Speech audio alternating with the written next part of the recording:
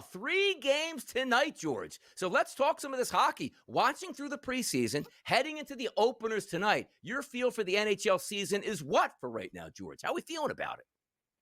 It's a little weird, right? Because we're knee deep into football, right? It's week 6 of the NFL. Weird things are happening. Kansas City and Baltimore have losing records here. We didn't see this happening. We're in the baseball playoffs. You mentioned Philadelphia, Dodgers look unbeatable.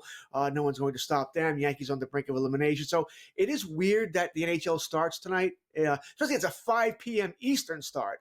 Right? Okay, that's a little strange here to get used to. But, in a month from now, it'll be, normal every other day. Hey, the NHL, here we go. Mm-hmm. All right, well, let's start with, I don't know if you know this. Yeah, but the Cup is in, I believe, Florida. And they are on the ice here tonight as a ridiculous favorite. Are the Blackhawks, I mean, with all these first-round picks and everything else that they have been terrible for how long now? Are they ever putting it together?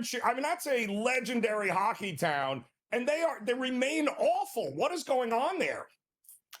I guess we're going to start negative here. We'll start with the Blackhawks. It's not happening yet, right? And you got Connor Bedard, right? You got the pick from a couple of years ago. He was supposed to be the next. I'm not going to say McDavid, right? No one's McDavid. That's a godly talent here. But he was supposed to be, okay, superstar. Here we go.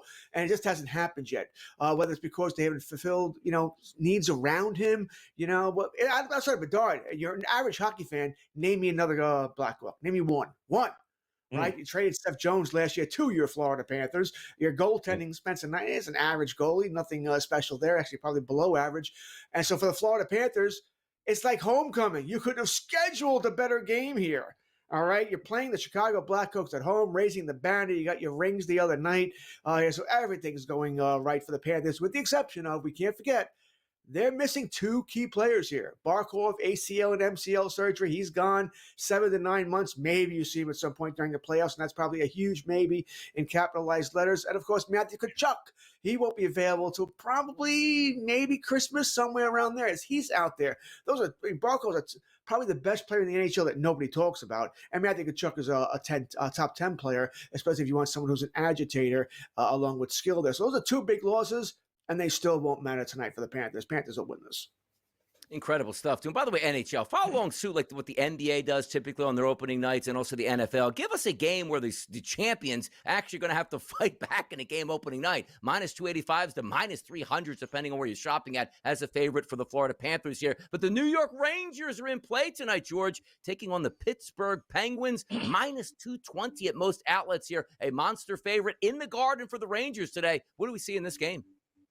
Yeah, I think we need to remember the Pittsburgh Penguins. Okay, yeah, you got Crosby, one of the best players of all time. Malkin is still there, Chris Letang, and that's it. All right, they literally, after that cupboard gets bare real quick here. These are not the Penguins of old, all right? This might be the worst team in the Eastern Conference, to let you know, all right? They're not a good team. Oof. Rangers looking to rebound off of a subpar, where we thought they would do some damage last year. It didn't happen. Whether it was, locker room turmoil, they didn't like the coach, Zibanejad, Panarin, whatever. It didn't work out. They sent away some players. Chris Kreider now on Anaheim. They're looking to rebuild. If everything goes right for the Rangers, this could be a good team. Not a great team, but a good team. You have the goaltending at Shesterkin. Defense is a little shaky, but you pick up JT Miller, who Vancouver couldn't wait to get rid of. Once again, more locker room issues there. And he's now the captain for the Rangers. Wow. But he's still a very good player here. Obviously I like the Rangers tonight. Like I said, Penguins are not a good team. I think the Rangers will take care of business. I am curious to see, will the Rangers be that team? Can they compete with the Hurricanes? Can they compete with the Devils if they can stay healthy? Listen, I'm not going to compare it to the teams in the, in the Atlantic. I'm not kind of the Florida or Tampa or Toronto. Those teams may be in another league here. But I think the Rangers are ready to take that next step. So, the Kings, what are the chances that they can win enough games to avoid playing Edmonton in the first round, George? What do you think? Because I believe it's 4 straight years now that they haven't been able to get past Edmonton.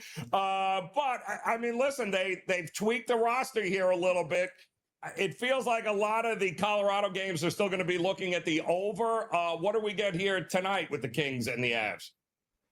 The problem in the Western Conference is, let's just say for giggles, they don't play Edmonton in the first round. Well, you might get Colorado. You might get Vegas. You might get Dallas. Yeah. The Western Conference is loaded. All right, but yeah, I'm sure the Kings like anybody but McDavid and Draisaitl. Please, for the love of God. Those three teams I just mentioned, by the way, those are the cream of the crop, right? Three great teams there.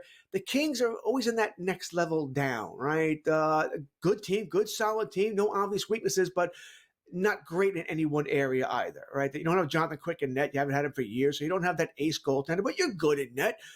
Drew Dougherty's getting older on defense. Good, solid D, but not that lockdown D. And, your offense, Kopitar, he's getting up there in age. He's not the Hall of Famer he used to be. You don't really have anybody. You don't have that star player. There's no McKinnon. There's no McDavid. There's no Austin Matthews for the Kings. But they're a good, solid group that rolls line to line after you. So they need to play lower scoring games. They do not want to get into a shootout with Colorado. And that's sort of what Colorado wants to do, right? Blackwood probably not playing in net tonight for Colorado. I kind of do like the Kings tonight in a lower scoring game, 3-2. Not that I'm betting the under, but that's probably where I'm leaning towards this game. Maybe a little slower start for the Colorado Avalanche, another team that disappointed last year.